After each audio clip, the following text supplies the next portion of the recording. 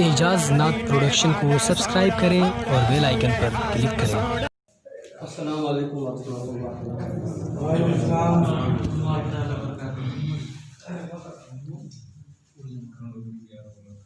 नहमदुहु व नुसल्ली व नुसल्लिमु अला रसूलिहिल करीम अम्मा बाद।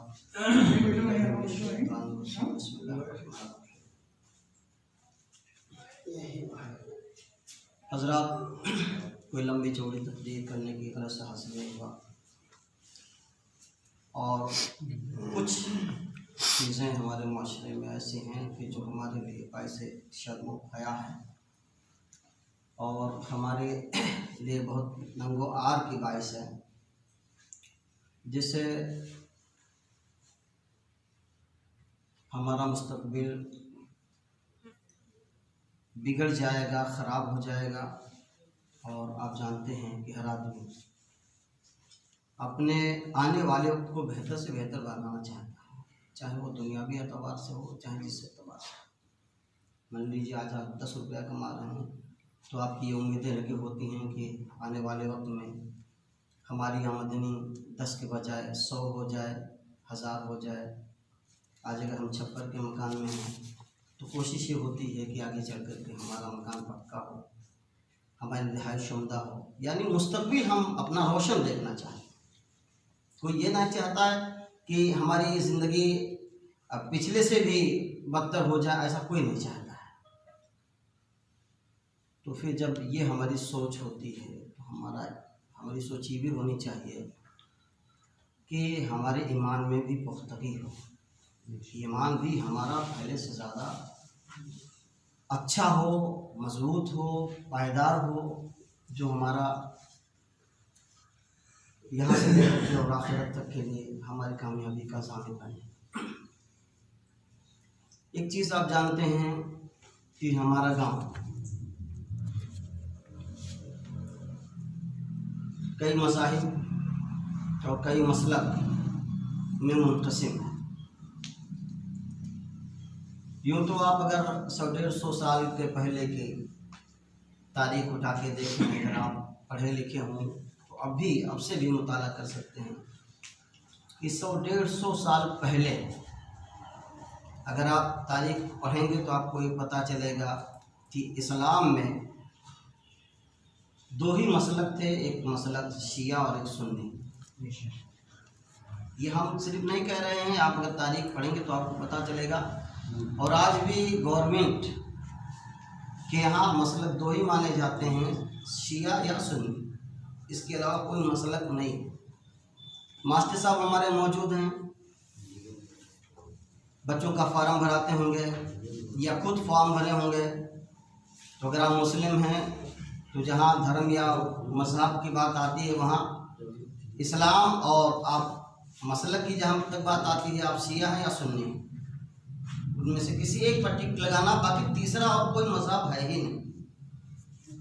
ये तो एक बहुत बड़ी साजिश रही अंग्रेज़ों की, सलीबियों की, कि बढ़ते हुए इस्लाम को रोका कैसे जाया जाए, इस्लाम की उभरती ताकत को कैसे दबाया जाए, कि इस्लाम एक अभी 1400 साल पहले असल वजूद में आया, वरना इस्लाम से जब से दुनिया बनी है तब से इस्लाम है। हमारे हज़रत आदम अलैहिस्सलातु तस्लीम आए वो भी मुसलमान थे, जितने अंबिया कराम आए सब मुसलमान थे। लेकिन इस्लाम मजहब के तौर पर अगर आया है तो मेरे आका सल्लल्लाहु अलैहि वसल्लम की ज़ात से वजूद में आया है। अब जो कौमें कई हज़ारों साल पहले से दुनिया में मौजूद हैं, मतलब मसलन यूँ ले लीजिए इसराइली हैं, क्रिश्चियन हैं, सलेबी हैं, लेकिन आप देखें कि अल्लाह रब्बुल इज़्ज़त ने इस्लाम में वो खूबी अता फरमाई, वो जिद्दत, वो सलाहियत अता फरमाई कि सिर्फ 1400 साल के अरसे में इस्लाम इतना फला फूला कि इसके सामने सारे मज़हब जो है हिच नजर आने लगे। आज अभी काउंटिंग करें आप तो दुनिया में सबसे ज़्यादा ममालिक अगर हैं तो इस्लामी ममालिक हैं। ये अलग बात है कि मुसलमानों की बदकिरदारी और उनकी नाअहली और उनकी जो है बदचलनी के सबब इस्लाम का कोई वकार नहीं रह गया, मुसलमानों का कोई वकार नहीं रह गया।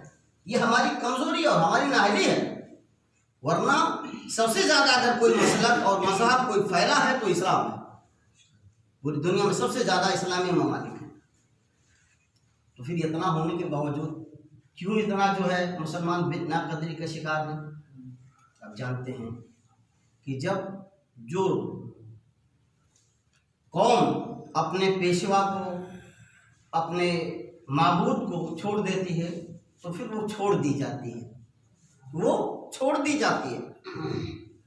और जब रब जिसे छोड़ दे फिर उसे कोई उठाने वाला नहीं होता है। तो हमें इस खामी पर नजर करनी है कि आखिर हमारे अंदर क्या कमियां हैं कि जिसकी वजह से आज हम सबसे ज़्यादा होने के बावजूद, और सबसे अपने गांव की मिसाल ले लीजिए, मुस्लिम अक्सरियत का गांव है लेकिन आज तक कोई प्रधान मुस्लिम नहीं हो सका है। कोई ऐसा एग्जाम्पल नहीं। तो आपको तरक्की जहां से मिलनी चाहिए थी आपने उस दर को छोड़ के गैरों का दर अपना लिया। बहरहाल यही बातें आपके सामने हम रखना चाहते हैं कि कम से कम अपने अंदर एक इस्लामी इनकलाब पैदा कीजिए और अपने किरदार को इस्लामी सांचे में ढालिए, ताकि कम से कम यह है कि आपका खोया हुआ वकार मिले, आप माशरे में सर उठा के जी सकें। वरना जो कौमें गुमराहियों में अपने कदम को डाला है तो अल्लाह रब्बुल इज़्ज़त ने उन्हें सफ़े हस्ती से निस्तो नाबूद भी कर दिया। अल्लाह ताला को मुस्लिम को हिदायत अता फरमाए। हज़रत आप देख रहे हैं हज़रत और शफीक साहब ने मसलक के ताल्लुक़ से आपके सामने बातें रखी। दोस्तों, मसलक एक ऐसी चीज़ है कि सारे अमल का दारो मदार ईमान और मसलक पर होता है। मसलक का मतलब होता है वो रास्ता जिस पर हमारे अकाबिर चले। मसलक का मतलब होता है चलने का रास्ता, यानी जिस पर चल करके आप अपनी मंजिल हासिल कर सकें, कामयाबी की मंजिल और आखिरत की मंजिल जिस पर आसान हो, उसको मसलक कहा जाता है। मज़हब तो आपका इस्लाम है, मज़हब आपका इस्लाम है, लेकिन मसलक वो है कि जिस पर चले आप, या हमारे बुजुर्ग चले, हमारे अकाबिर चले, हमारे अइम्मा जिस रास्ते पर चल करके हक को उन्होंने पहचाना और अपनी जिंदगी को कामयाब और कामरानी से हमकिनार किया, उस मसलक पे चलना हमारे लिए जरूरी है।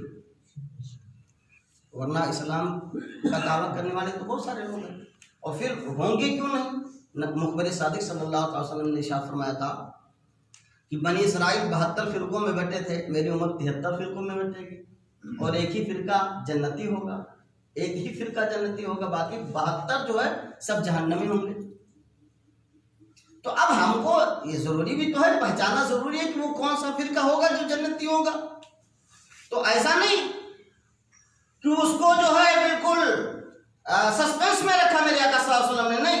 साहबा ने पूछ लिया, या रसूलल्लाह माहिया, वो कौन सा फिरका होगा सरकार, कि 72 में एक ही जन्नती होगा, तो हम कैसे जानेंगे कि वो कौन सा फिरका जन्नती है। तो आका ने फरमाया था कि मेरे साहबा, उस फिरकी की पहचान यही है कि माँ अना अलैहि व असहाबी, जिस रास्ते पर, जिस अकीदे पर मैं और मेरे सहाबा होंगे, वही उसी रास्ते पर जो फिरका होगा वो जन्नती होगा। अब अल्हम्दुलिल्लाह थोड़ा सा मुआवजा कर लीजिए कि आज सहाबा का अकीदा क्या है और आज के जो दावा करने वाले हैं मुसलमान होने का, उनका थोड़ा सा उनके अकायद का मुआवजा कर लीजिए। आपको अंदाज़ा लग जाएगा कि सहाबा के रास्ते पर और सरकार के रास्ते पर कौन है और कौन उनके रास्ते से हट करके है। हज़रत साहिब इब्न यज़ीद साहबी रसूल सल्लल्लाहु अलैहि वसल्लम वो फरमाते हैं, मैं मस्जिद नबवी में मौजूद था। एक हदीस सुन लीजिए, बड़ी प्यारी हदीस है, आपको अंदाज़ा लग जाएगा कि सहाबा का अकीदा क्या था। साहिब इब्न यज़ीद साहबी रसूल सल्लल्लाहु अलैहि वसल्लम फरमाते हैं, मैं मस्जिद नबवी में मौजूद था और मैं सरकार के रोज़े के सामने ऐसे खड़ा था, तो मुझे एक कंकरी लगी, पीछे से एक कंकरी लगी। तो मैं मुड़ के देखा कि कौन मुझे कंकरी से मारा। तो मैंने देखा कि तो कोई और नहीं, वह आमिरुल मोमिनीन है, उमर इब्न खत्ताब है। हज़रत उमर इब्न खत्ताब रज़ियल्लाहु ताला अन्हु, उन्होंने कंकरी से मारी। तो मैंने कहा, ऐ अमीरुल मोमिनीन, ऐ उमर इब्न खत्ताब, क्या बात है। तो आपने फरमाया कि देखो सामने 2 लोग खड़े हैं, उनको बुला के लाओ। जब बुला के लाया गया तो उमर फारूक आज़म रज़ियल्लाहु ताला अन्हु ने उनसे पूछा तुम कहाँ के रहने वाले हो? तो कहने लगे ताइफ के रहने वाले हैं। तो जब ये पता चला बाहर के रहने वाले हैं तो मेहमान हुए।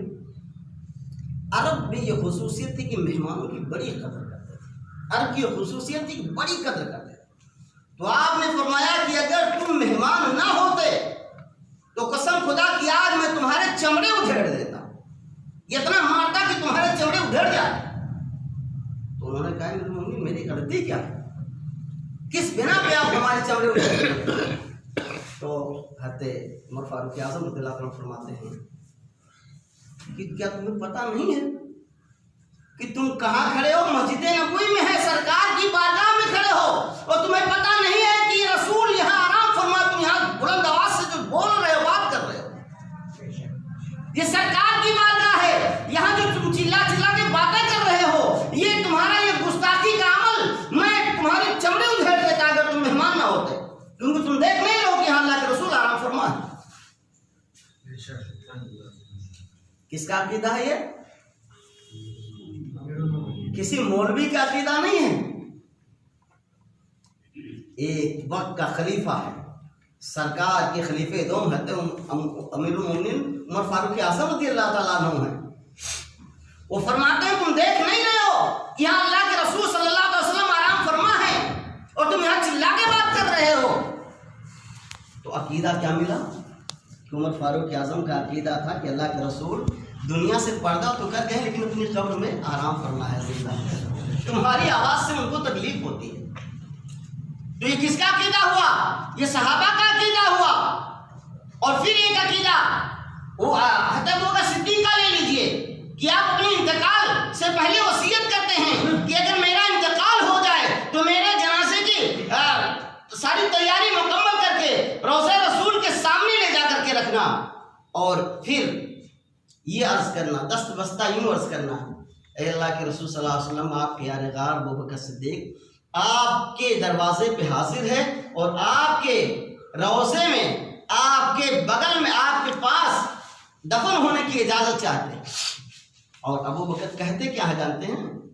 कहते हैं अगर इजाज़त मिल जाए, इजाज़त मिल जाए तो मुझे सरकार के पहलू में दफन कर देना, वरना मुझे आम मोमिनों के कब्रिस्तान में दफन कर देना।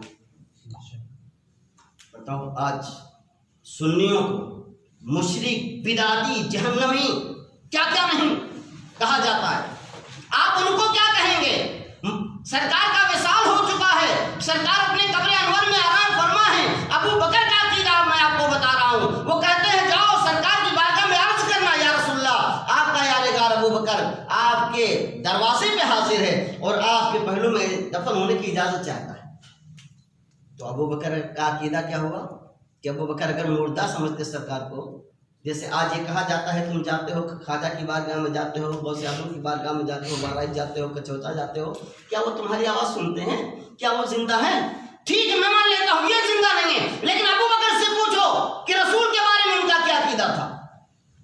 अबू बकर का अकीदा यही था कि सरकार हमारे जिंदा हैं कब्र अनवर में और इजाजत देंगे, अगर नहीं सरकार को मंजूर हुआ तो मना भी फरमा देंगे, और अगर सरकार से इजाजत नहीं मिली तो अबू बकर को जन्नतुल बकी में या आम मोमिनीन के कब्र में दफन, कब्रिस्तान में दफन कर देना।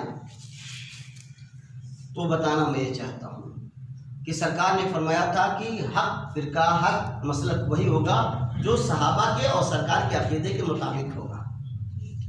तो सहाबा का अकीदा आपने देख लिया, किसी आम सहाबी की भी बात नहीं किया मैंने। खलीफे अव्वल और खलीफे दो अबू बकर सिद्दीक उमर फारूक आज़म का अकीदा, जिनके अकीदे पे सारे मोमिनीन को चलना है, उनका अकीदा मैं बयान कर रहा हूँ।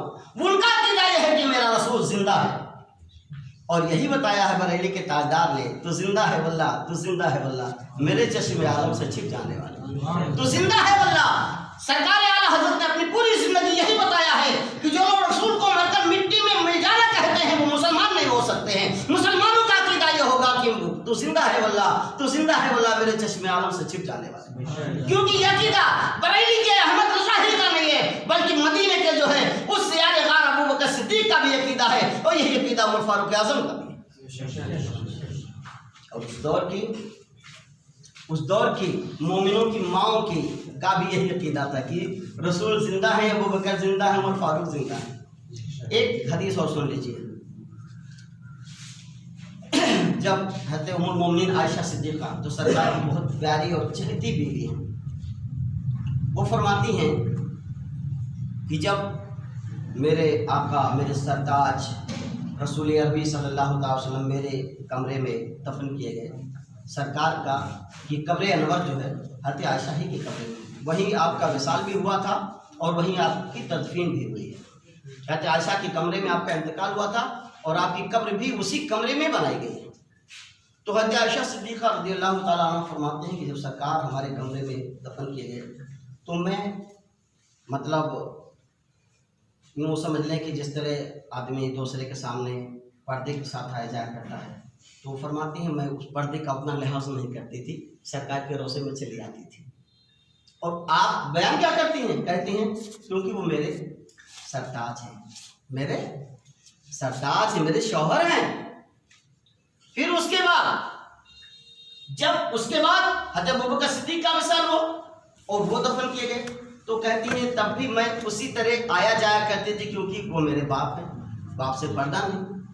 आयशा सिद्दीक़ा रज़ियल्लाहु ताला अन्हा फरमाती हैं कि जब उमर फारूक आज़म रज़ियल्लाहु ताला अन्हु का विसाल हुआ और उनको भी उस हुजरे में दफन किया गया, तो फरमाती है मैं पर्दा करने लगी।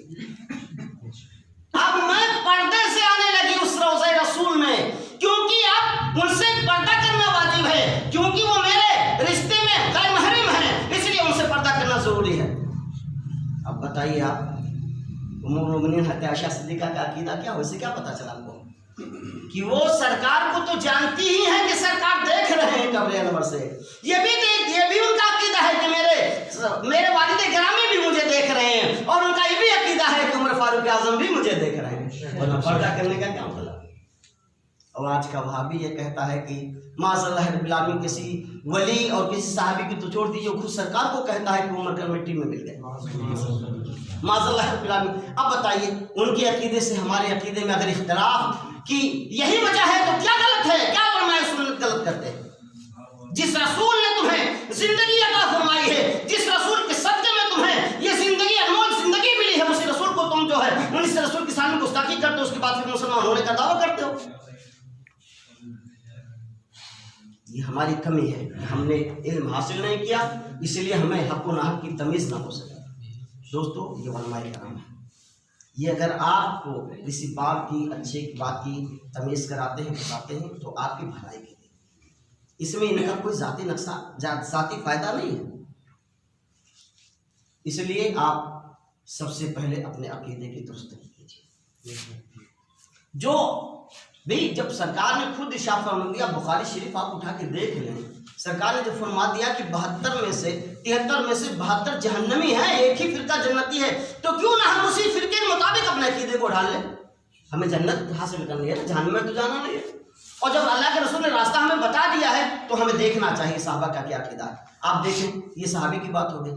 हज़रत जुनैद बगदादी कौन नहीं जानता कितने बड़े अल्लाह के वली हैं। हज़रत बाइज़िद बुस्तामी कितने बड़े अल्लाह के वली हैं।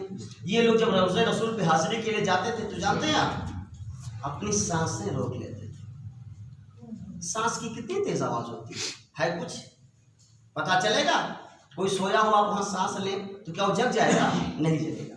लेकिन अदब देखिए, अल्लामा इकबाल फरमाते हैं कि अदब गाहेस्त ज़ेरे आसमां अर्श नाजुक तक। फारसी का शेर है कि एक ऐसी जगह है आसमान के नीचे जो अर्श से भी ज्यादा नाजुक जगह है, अर्श से भी अफजल वाला जगह है। एक जगह ऐसी है जमीन पर, वो कौन सी जगह है? सरकार दो आलम सल्लल्लाहु के रोज़े अनवर की जगह। और उसका अदब कैसा होना चाहिए? कहते हैं नफस गुल करदा में आयत जुनैद बायज़ीद ने क्या। ये ऐसी जगह है कि जहाँ हज़रत जुनैद बगदादी और हज़रत बायज़ीद बुस्तामी जैसे पाए के वली, चोटी के वली जब यहाँ आते हैं तो अपनी सांस रोक लिया करते हैं कि कहीं ये भी गुस्ताखी में न शामिल हो जाए, ये भी बेअदबी में न शामिल हो जाए। उस रसूल का ये मकाम और उसी रसूल के सामने गुस्ताखी करके तुम अपने आप को मुसलमान कहते हुए बात करो, ये है काबिल कबूल? ये कोई है ऐसा रास्ता कि जिससे तुम अपने आप को जो है मुसलमान साबित कर सको गुस्ताखी करने के बावजूद? हरगिज़ नहीं। कुरान फरमा, सूरह तौबा उठा के देख लीजिए, अदना से गुस्ताखी पर कुरान ने फरमा दिया कुल ला तज़रू कद अरे महबूब में से कह दो जरा सी गुस्ताखी की है ना, कह दो ये ईमान लाने के बाद काफिर हो गए। लंबा वक्त चाहिए इसके लिए, बस बताना ही है साहब कि अगर अकीदे की भी कोई खराबी हमारे अंदर पैदा हो रही हो तो उसे भी दूर किया जाए, और सामाजिक कोई बुराई है उसे दूर किया जाए, अखलाकी कोई बुराई हमारे अंदर है दूर किया जाए। क्योंकि अब आपका गांव किसी जाहिल का गांव नहीं रह गया। अल्हम्दुलिल्लाह 4-4, 5-5 मौलाना, 2-2, 3-3 हाफिज पैदा आपके गांव में हो चुके हैं। दुनिया वाले इलाके वाले आपके गांव की मिसाल दे। जब आप चौराहे पे पहुंचे तो आपकी तहजीब ऐसी होनी चाहिए कि दूसरे गांव का आदमी बैठा हो तो ये पता चले हाँ किसी आलिम के गांव से आ रहा है। आपका किरदार ऐसा होना चाहिए, आपकी तहजीब ऐसी होनी चाहिए, आपका चलन, आपका उठना बैठना चलना फिरना ऐसा होना चाहिए जिससे पता चले कि आप किसी आलिम के ज़ेर साया रह रहे हैं, किसी मुफ्ती के ज़ेर साया रह रहे हैं। ऐसा आपका मेयार, ऐसा आपका किरदार होना चाहिए। और जब इस तरह आप अपनी ज़िंदगी गुजारेंगे तो लोग आपकी जानिब मायल होंगे। खुशबू ही के करीब लोग पहुंचते हैं। गंदगी, कहीं कोई गंदगी बदबू कर रही हो तो वहां से दूर भागता है आदमी, और जब कहीं खुशबू फूट रही हो तो करीब होकर के आदमी अपनी नाक लगा करके सूंघता है, उसको राहत और फराहत महसूस होती है।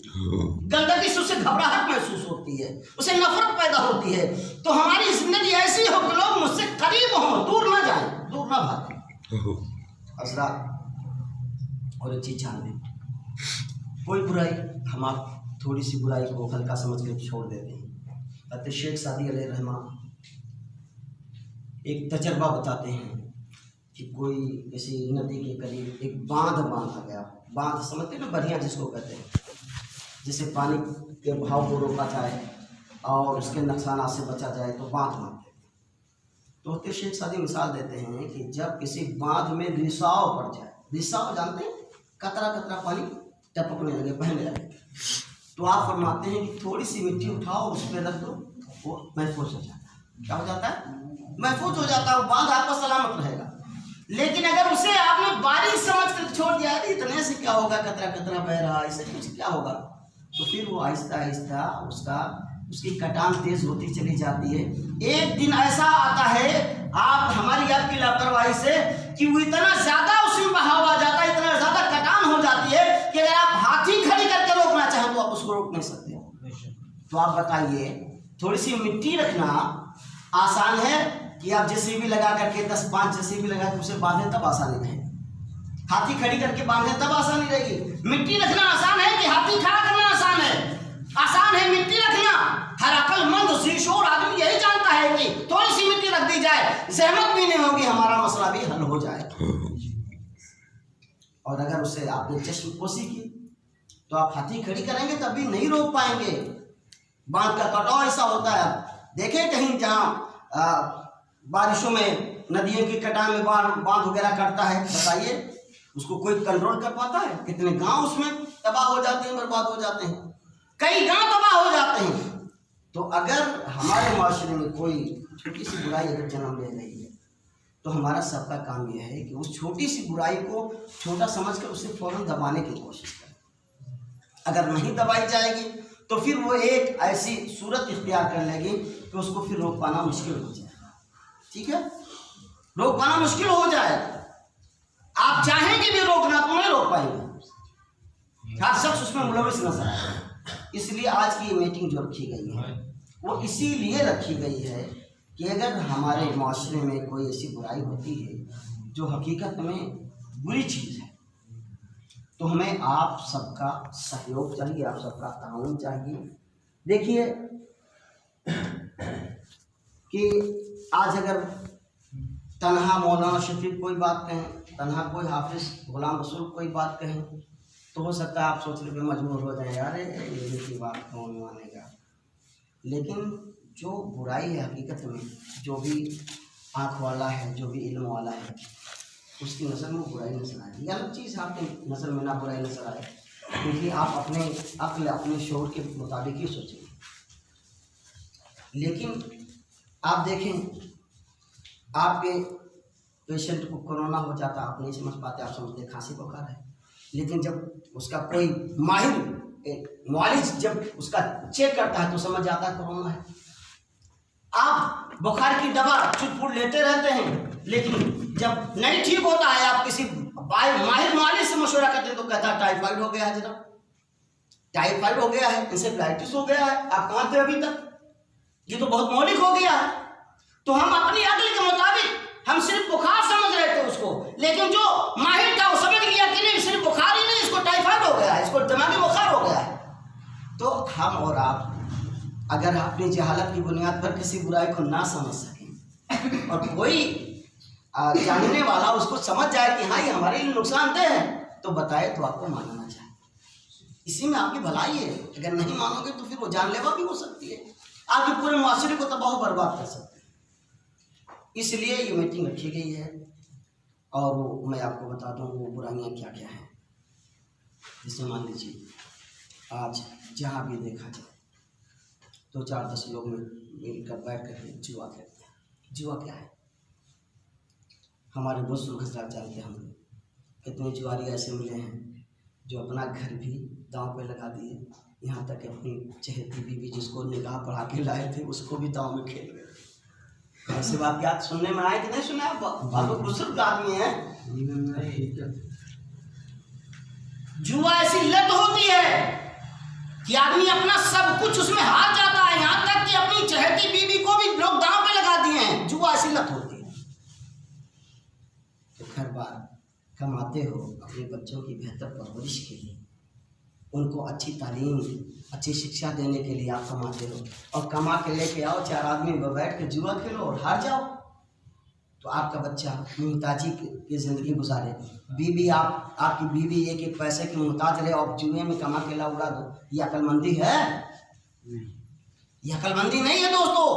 ये अपने हाथों से अपनी हलाकत का सामान तैयार करना है।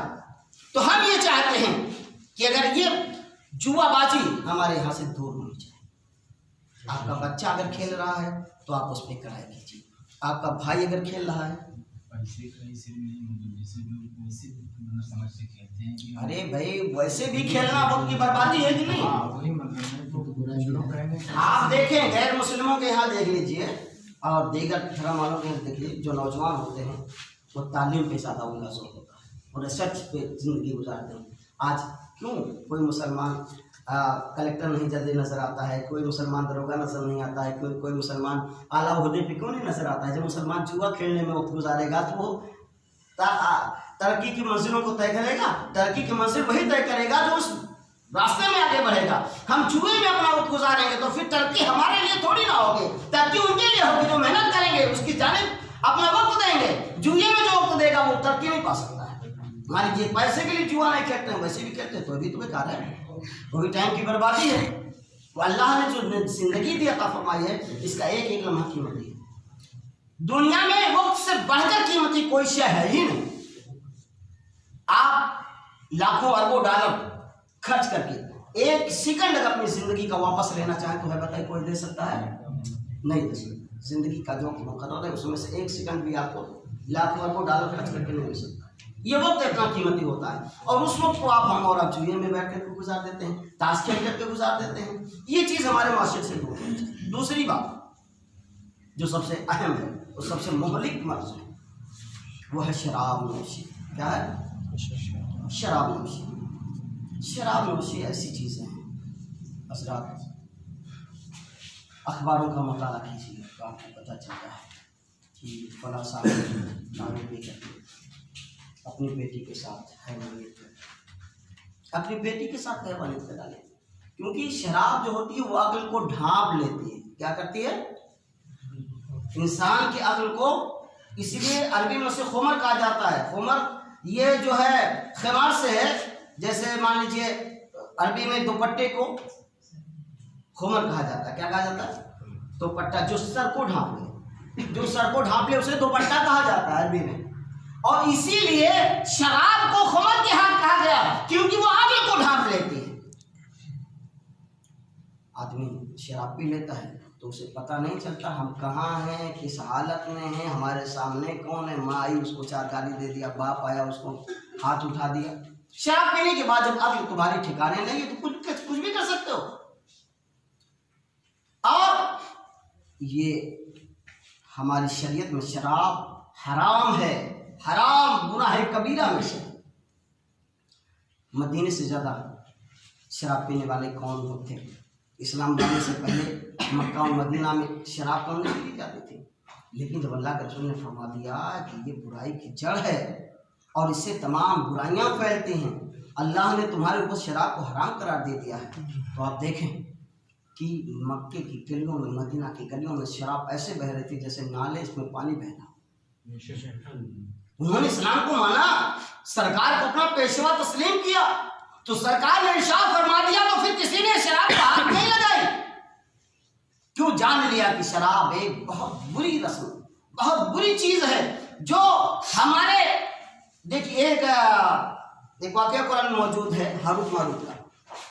इंसान की तरक्की और उसकी अफजलियत को देखकर के फरिश्तों ने एतराज़ किया था कि बारे रहा तो इंसान को इतनी नेमतें दिया है इसलिए तेरी ज़्यादा इबादत करते हैं। तो उनके इम्तिहान के लिए हारूत मारूत को बेहतरीन औरत की शक्ल में भेजा गया, दुनिया बेहतरीन खूबसूरत औरत की शक्ल में भेजा गया। तो दुनिया में आए तो इंसान ने उनसे अपनी ख्वाहिश का इज़हार किया, तो उन लोगों ने कहा ऐसा नहीं, हम तुमसे निकाह कब कर सकते हैं, तुम कत्ल कर दो।